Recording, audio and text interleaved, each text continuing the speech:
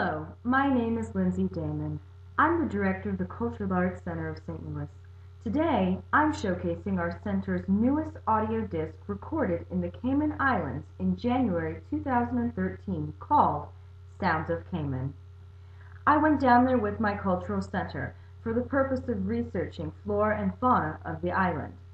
I had the personal experience of being with some of the world's last remaining Cayman blue iguanas, which are endangered and on the International Union for Conservation of Nature Red List.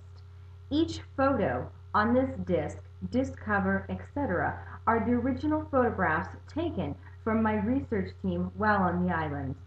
To view the disc and track list, please type in Sounds of Cayman in Amazon, or you could also view it on my own company's website, which is www.cacstlouis.com, which stands for the Cultural Arts Center of St. Louis. Thank you for this opportunity to officially introduce my audio work to you, and I hope you enjoy it.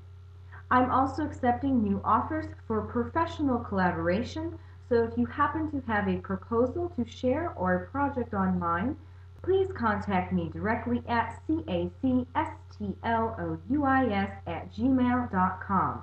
Thank you, and I hope to hear from you soon.